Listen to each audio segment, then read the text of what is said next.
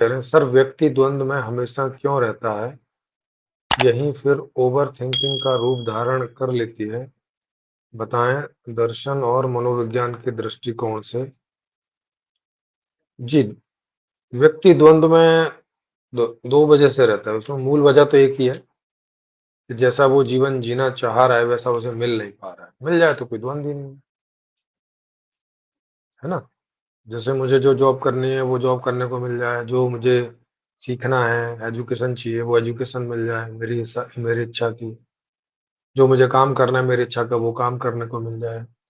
जो भोगना है मेरी इच्छा का वो मुझे भोगने को मिल जाए, तो कोई द्वंद नहीं हो। तो द्वंद किस बात का होता है मूल में, कि मेरा जीवन मेरी इच्छा के अनुसार चल नहीं पा रहा है और जो मुझ पे निर्भर हैं उनका जीवन भी उनकी इच्छा के हिसाब से मैं चला नहीं पा रहा हूँ। तो फिर द्वंद पैदा होता है ना।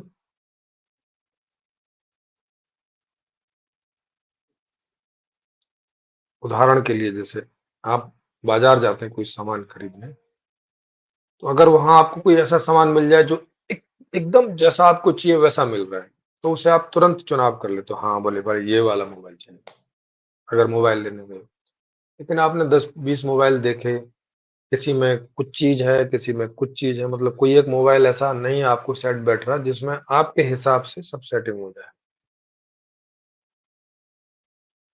तो अब आपको द्वंद होता है। अब आपको फिर समझ नहीं आता कि क्या खरीदना है। जैसे कोई एक मोबाइल है जिसमें कॉल रिकॉर्डिंग है, तो उसमें कैमरा अच्छा नहीं है। किसी में कैमरा अच्छा है तो वहाँ कॉल रिकॉर्डिंग नहीं है ना। ऐसा कभी कभी मेरे साथ होता है। तो कोई एक मोबाइल ऐसा नहीं दिखता कि भाई हमारे हिसाब का है। माने जो बनाने वाले हैं उन्होंने अ, इस तरह से बनाए हैं मॉडल अलग अलग, कि वो कुछ लोगों को तो फिट बैठ जाते होंगे जरूर, या ज्यादातर लोगों को फिट बैठ जाते होंगे, क्योंकि वो लोग भी सर्वे करके ही बनाते हैं। तो पर जिनको ठीक नहीं बैठते, जैसे मुझे उतना ठीक नहीं बैठते कभी कभी, तो वहाँ द्वंद होता है क्या इसको खरीदें कि इसको खरीदें। तो फिर देखना पड़ता है कि चलो यार मोबाइल को कैमरा को प्रायोरिटी देते हैं, कॉल रिकॉर्डिंग का कोई और जुगाड़ देख लेंगे, है ना।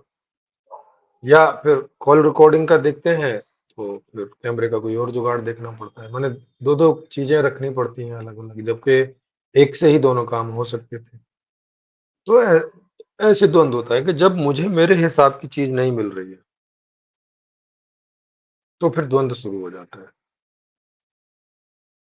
तो इसे और निकटता से बोलें और गहरे से बोलें तो क्या मतलब होगा इसका, कि अगर मेरा जीवन मेरे हिसाब से नहीं चल रहा है तो मुझे द्वंद होने लगता है।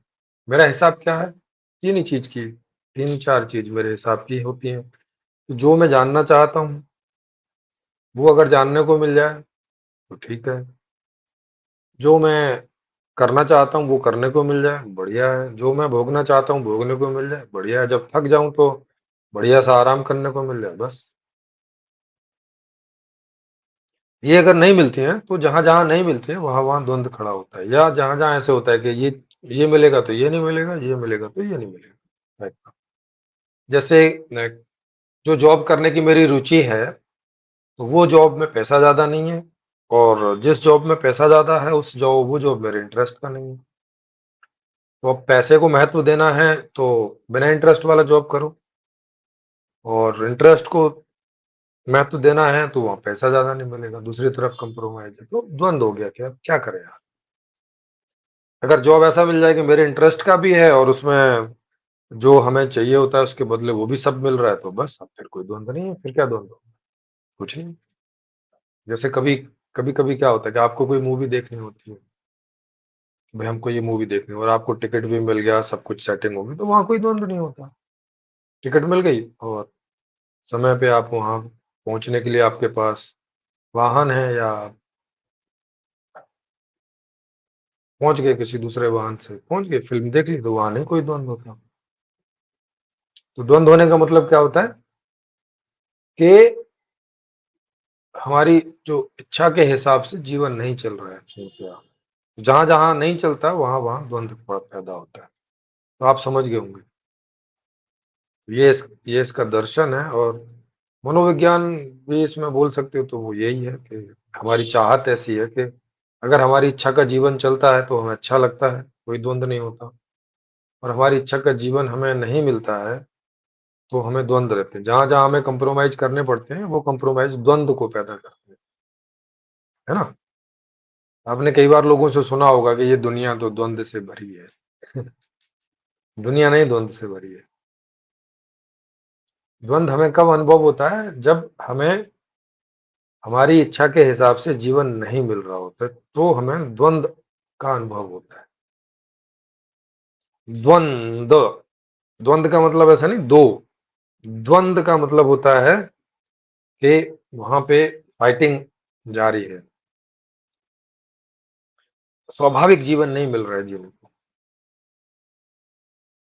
कुछ मिल रहा है तो कुछ चला जा रहा है, कुछ इधर से मिल रहा है तो कुछ दूसरा चला जा रहा है, एक कुछ ठीक हुआ तो दूसरा कुछ खराब हो गया। ये सब द्वंद रहते हैं।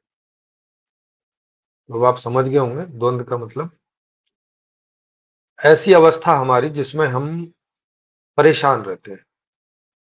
और परेशान अवस्था हम चाहते नहीं हैं। लेकिन उसका कोई उपाय नहीं है तो परेशानी में रहना पड़ता है। तो परेशानी में रहना नहीं चाहते लेकिन रहना पड़ता है तो यही द्वंद है। सुखी होना चाहते हैं, सुख नहीं मिलता है, ये द्वंद है। परेशानी से बचना चाहते हैं, बच नहीं पाते हैं, ये द्वंद है। जो तो जैसा जीवन चाहते जो सुख चाहते हैं वो सुख मिल जाए और जो परेशानी नहीं चाहते वो नहीं मिले तो द्वंद नहीं होता। तो फिर स्वाभाविक जीवन हमें अनुभव होता है। जैसे भूख लगी और जिन चीज़ों का खाने की इच्छा हुई वो मिल गए तो कोई द्वंद नहीं। प पिताजी ने बोला कि नहीं, जो खाना यहाँ बनेगा वही आपको खाना पड़ेगा, आपकी इच्छा का नहीं बनेगा। जैसे एक भाई अपनी बहन से कह रहा था कि मैं शादी तो अपनी मर्ज़ी की ही करूँगा। वो कह रही थी मर्ज़ी का तो तुम्हारा खाना भी नहीं बनता यहाँ, लड़की कहाँ से तुम्हारी मर्ज़ी की मिलेगी। तो मर्ज़ी का हो जाए तो द्वंद नहीं अनुभव होता, मर्ज़ी के अदरवाइज़ कुछ होता है तो द्वंद अनुभव होता है ना? क्योंकि उसमें उतना मज़ा तो आता नहीं, तो हमारे लिए वो बेकार जैसा हो जाता है कि कर भी रहे हैं और वो जैसे कोई काम इंटरेस्ट का नहीं है, करना भी पड़ रहा है और मज़ा भी नहीं आ रहा है। कोई खाना खा भी रहे हैं और मज़ा भी नहीं आ रहा है। समझ रहे हो? कोई रिश्ता निभा रहे हैं लेकिन मज़ा नहीं आ रहा है। तो ये द्वंद हो गया। क्योंकि जिस बात के लिए रिश्ता था, वो नहीं मिल रहा है। जिस बात के लिए खाना था, वो नहीं मिल रहा है। जिस बात के लिए कार्य कर रहे थे, वो नहीं मिल रहा है। तो द्वंद। तो जब हमारे उद्देश्य की पूर्ति नहीं होती, तो हमें द्वंद का अनुभव होता है।